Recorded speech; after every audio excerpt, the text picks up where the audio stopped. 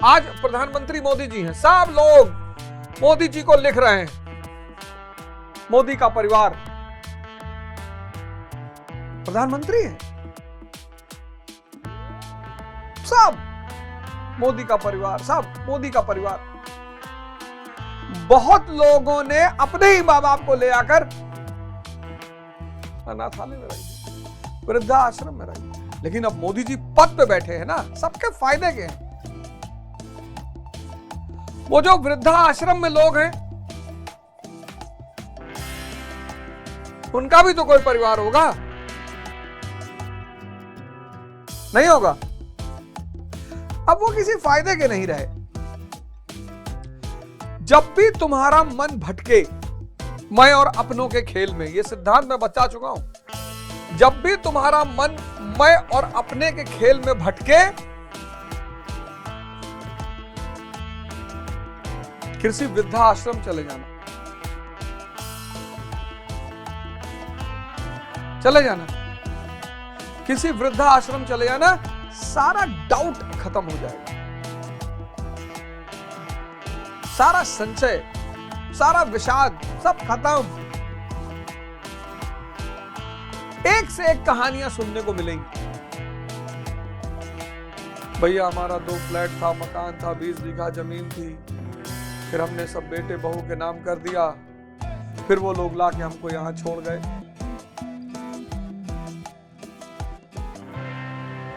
कि पापा तुम्हारे घर में रहने से बहुत डिस्टरबेंस होती है।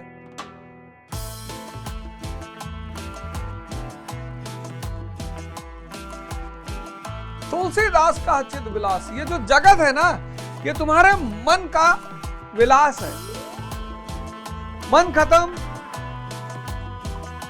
जगत का विलास खत्म। तो जैसे शरीर छोड़ने पे कष्ट होता है, ऐसे मन छोड़ने पर भी कष्ट होता है, तापता है मन। अर्जुन को कष्ट हो रहा, अर्जुन कह रहा है कुल धर्म का नाश हो जाए। 43वें श्लोक में कह रहा है कुल धर्म का नाश हो जाएगा, और कुल धर्म का नाश अगर होगा तो सनातन धर्म का नाश होगा।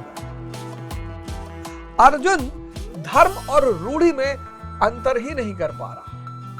ये 98% लोग नहीं कर पाते। 43वां श्लोक धर्म और रूढ़ी पर ही है।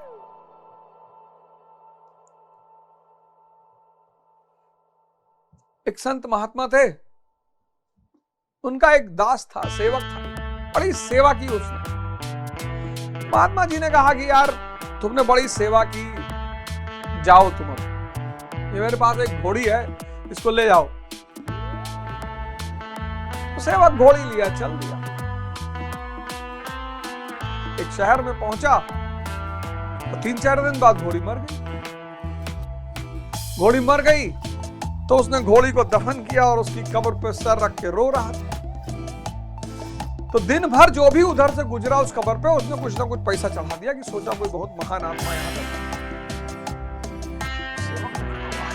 तो उसने चारों तरफ घिरवा उरवा दिया और फंदा उंदा लगा दिया, पत्ती उत्ती खूबसूरत लगा दी, मजार हो गई। इसका मतलब ये नहीं कि मजार परंपरा गलत है, लेकिन जिस मजार पे जा रहे हो पता तो कर लो किसकी है। मजार बहुत प्यारी परंपरा है, भारत की है, अरब की नहीं है। अरब का आदमी नहीं मानेगा मजार परंपरा को। मजार परंपरा किस परंपरा का विकास है? स्तूप परंपरा का विकास है। बौद्धों ने स्तूप बनाया, हिंदुओं ने समाधि बनाई, और मुसलमानों ने मजार बनाया। लेकिन मजार पर, समाधि पर पूजा और स्तूप, ये पूजा करने के लिए नहीं है, मांगने के लिए नहीं है, ध्यान करने के लिए। तो बुद्ध का हमारे देश में, भारतीय संस्कृति में, जब भी कोई जागृत आदमी शरीर छोड़ता है, हम उसे जलाते नहीं, दफनाते हैं। हम मानते हैं कि इस जागृत आदमी की आत्मा तो चली गई, आत्मा तो इस ब्रह्मांड में, चारों ब्रह्मांड में व्याप्त हो गई। इस शरीर, इससे वाइब्रेशन बहेगी, उस वाइब्रेशन के केंद्र में जो बैठ के ध्यान करेगा उसका ध्यान लगेगा। मिट्टी का बड़ा फर्क होता है। दिल्ली की एक सोसाइटी में रहता था, बहुत दिन बाद पता चला कि वो सोसाइटी कब्रिस्तान पर बनी है और उस सोसाइटी में ऐसी ऐसी घटनाएं घट रही थी, ऐसी ऐसी वाइब्रेशन, कोई भूत प्रेत नहीं, वाइब्रेशन, पॉजिटिव और नेगेटिव वाइब्रेशन।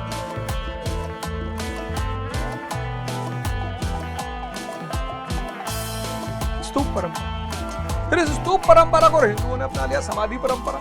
इन्होंने भी अपने संतों को नहीं चलाया, समाधि बनाई और फिर इसको भारत में भारतीय मुसलमान। मजार जो है भारतीय परंपरा है, अरब में नहीं है ये।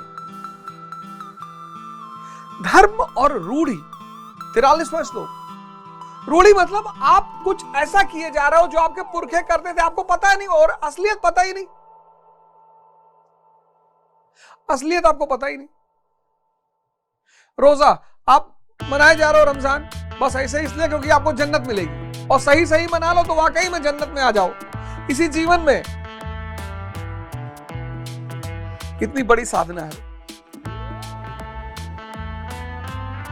गणेश, गण यानी इंद्री, ईश यानी देवता, इंद्रियों का देवता मन।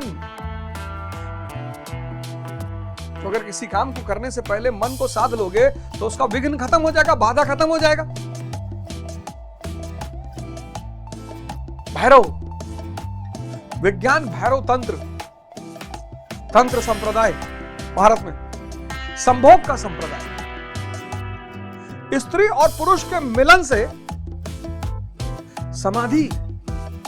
पश्चिम तो सन्नाटे में आ गया इस बात को सुनकर, ये क्या बोल रहा पूरब। ये जो शब्द है सेक्स, ये पश्चिम का है, भारत का है ही नहीं। भारत का शब्द है संभोग।